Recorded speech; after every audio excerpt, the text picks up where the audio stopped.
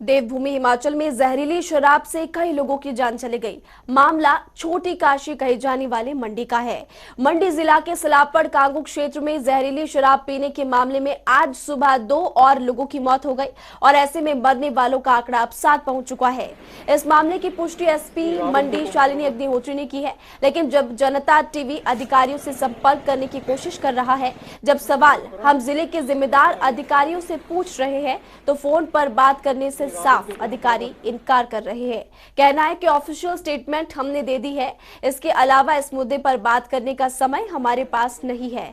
अब सबसे बड़ा सवाल ये कि अगर समय नहीं है तो अब तक प्रशासन अवैध शराब के इस काले कारोबार को लेकर क्यों अनजान था?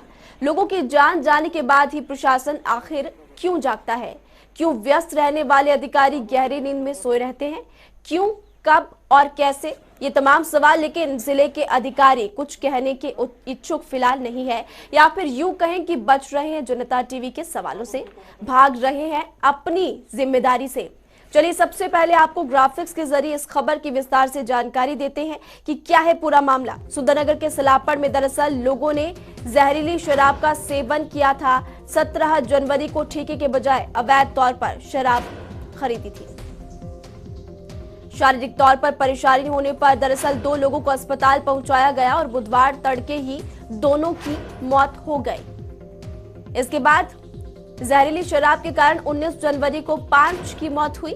20 जनवरी की बात अगर करें तो 2 और की जान गई और कुल आंकड़ा मरने वालों का अब 7 पहुंच चुका है। कुछ लोग अस्पताल में अभी भी उपचाराधीन हैं, जिनकी हालत गंभीर बताई जा रही है। शराब माफियाओं में से शराब दरअसल चंडीगढ़ से लाकर यहां पर बेची जा रही थी, सूत्रों के हवाले से जानकारी। और फिलहाल आपको बता दें कौन कौन से इलाकों में ये शराब बेची जा रही थी, किस किस को सौंपा गया है जांच का जिम्मा। दरअसल एसआईटी का गठन किया गया है। 4 सदस्यीय टीम पूरे मामले की तफ्तीश अब करेगी और डीआईजी सेंट्रल रेंज मधुसूदन,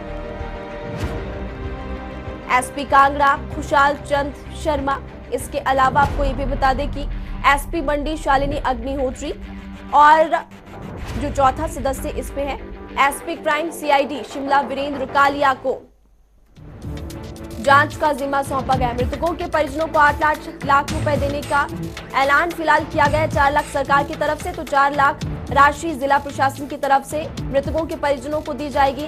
उपचाराधीन लोगों को 50-50 हजार रुपए की फौरी राहत राशि जारी की जाएगी। तो पूजा मंडियाल हमारी संवाददाता इस खबर पर ज्यादा जानकारी के लिए मंडी से फोन लाइन पर जुड़ी हुई है। पूजा, क्योंकि अब एसआईटी का गठन किया जा चुका है, किस तरह से कार्रवाई की जा रही है? जी महिमा, आपको बताना चाहूंगी कि ये जो एक माफिया है, कल सबसे पहले तो आपको जानकारी दूंगी कि कितने लोग अब तक जो थे वो कल एडमिट करवाए गए थे नेशनल मेडिकल कॉलेज में और कितने लोगों की मौत हो चुकी है और कितने अभी भी किनकी हालत जो है गंभीर बनी हुई है। तो महिमा, ये जो टोटल लोग थे, ये 9 लोग थे जिन्हें कल नेचर मेडिकल कॉलेज में उपचार के लिए लाया गया था। अचानक जो है इन्होंने जहरीली शराब पी और जिस कारण इनकी जो हालत में एकदम से खराबी आई। परिजनों द्वारा इन्हें नेचर मेडिकल कॉलेज में भर्ती करवाया गया, मगर जिसमें जो है 7 लोगों की मौत हो चुकी है और अभी तक जो है 2 लोगों की हालत अभी भी गंभीर बनी है। मगर महिमा, हैरानी की बात यह है क्योंकि जगह जगह पर प्रशासन नाके लगाए जाते हैं, प्रशासन द्वारा जगह जगह पर पुलिस तैनात रहती है, मगर ये जो शराब है ये चंडीगढ़ से यहाँ पर पहुंची एक माफिया के जरिए यहाँ पर शराब पहुंची। तो ये कहीं ना कहीं एक बड़ा सवाल पुलिस पर भी उठता है क्योंकि इतनी ज्यादा शराब, इतने ज्यादा लोगों की यहाँ पर मौत हो रही है। अभी जो है इन्वेस्टिगेशन की जा रही है, हो सकता है कि और लोग भी इसकी चपेट में आए और लोगों ने भी जहरीली शराब पी, तो कहीं ना कहीं निशाना जो है वो प्रशासन और पुलिस पर भी उठाया जा सकता है क्योंकि जगह पर है जिस तरह से चेक पोस्ट लगाए गए हैं, नाकेबंदी की गई होती है और जगह जगह पर जो है पुलिस चेकिंग करती है। छोटी सी छोटी गाड़ियों की भी चेकिंग की जा रही है, मगर इतनी ज्यादा ये जो शराब चंडीगढ़ से यहाँ पर पहुंची तो कहीं ना कहीं एक प्रश्न जो है वो प्रशासन पर भी उठता है। इतने लोगों का जो मौत हुई है उसका जिम्मेवार आखिर कौन है?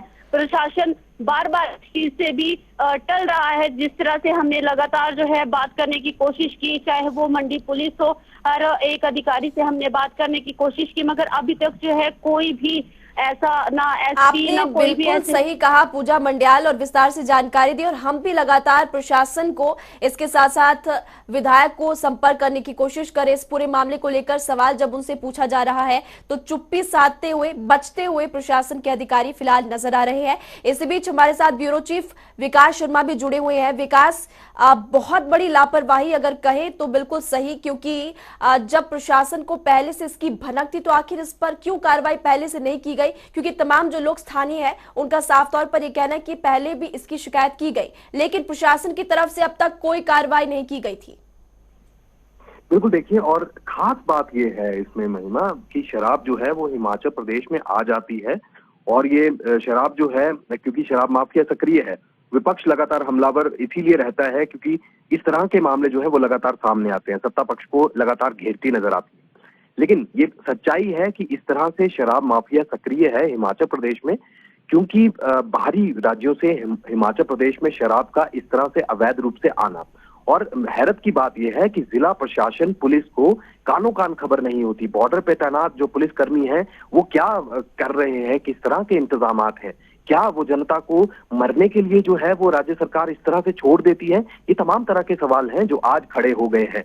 आज अगर बात करें तो जिला के जो प्रशासन है, जिला की जो पुलिस है, वो बिल्कुल बात करने के लिए कतरा रही है। आखिरकार क्या उनकी मजबूरी है, क्यों वो कतरा रहे हैं, क्यों वो मीडिया के सवाल जो है उसका जवाब नहीं देते? बड़ा सवाल है। लेकिन ऐसे में मुख्यमंत्री का यह कहना है कि किसी भी तरह से किसी भी व्यक्ति को जो है वो बख्शा नहीं जाएगा, और आने वाले दिनों में जो जांच इसके ऊपर बनाई गई है, एक एसआईटी का गठन जो है वो डीजीपी की तरफ से यहाँ पर किया गया है। और क्योंकि एसआईटी का गठन किया गया है, और एसआईटी में जो गठन किए गए हैं, 4 इसमें अधिकारी शामिल किए गए, उन अधिकारियों से भी विकास हम बातचीत करने की कोशिश करें। लेकिन सबसे बड़ा सवाल जब उनसे पूछा गया तो उनका यही कहना है कि वो कोविड पॉजिटिव। तो बड़ा सवाल ये कि कोविड पॉजिटिव जो अधिकारी है उन्हीं को ही अब एसआईटी में गठन किया गया है। निश्चित रूप से देखिए, क्योंकि लगातार इस तरह की लापरवाही जो है इससे पहले भी नजर आ। विकास, आपके पास लौटेंगे। इस वक्त हमारे साथ फोन लाइन पर सुंदरनगर से विधायक राकेश जम्वाल खुद फोन लाइन पर जुड़े हुए हैं। राकेश जम्वाल जी, बहुत बड़ी लापरवाही प्रशासन की, पहले ही लोगों की तरफ से शिकायत दी गई थी, कार्रवाई क्यों नहीं की गई और अब 7 लोगों की जान चली गई, क्या कहेंगे?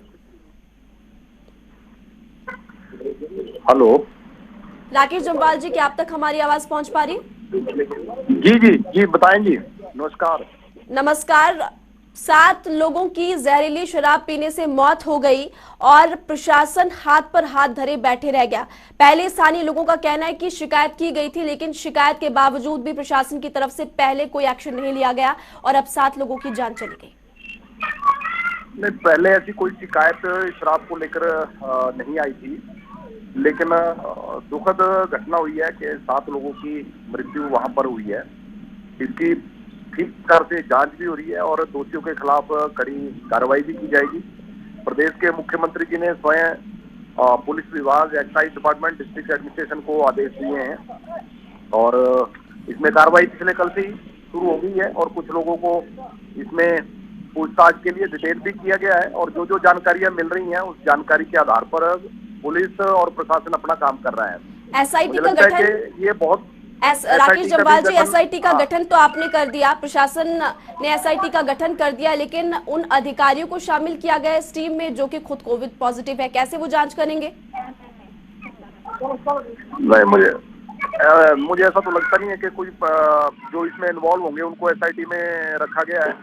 एसआईटी में तो जो अधिकारी लगाए गए हैं वो एसपी मंडी है, डीआईजी मंडी है, एसपी कांगड़ा है, ऐसे 4 लोगों की टीम जो है गठित। ठीक है, 4 लोगों की टीम है, लेकिन कुशाल चंद शर्मा को हमने भी संपर्क करने की कोशिश की थी, वो भी इस टीम में शामिल है और उनका ये कहना है कि वो कोविड पॉजिटिव है।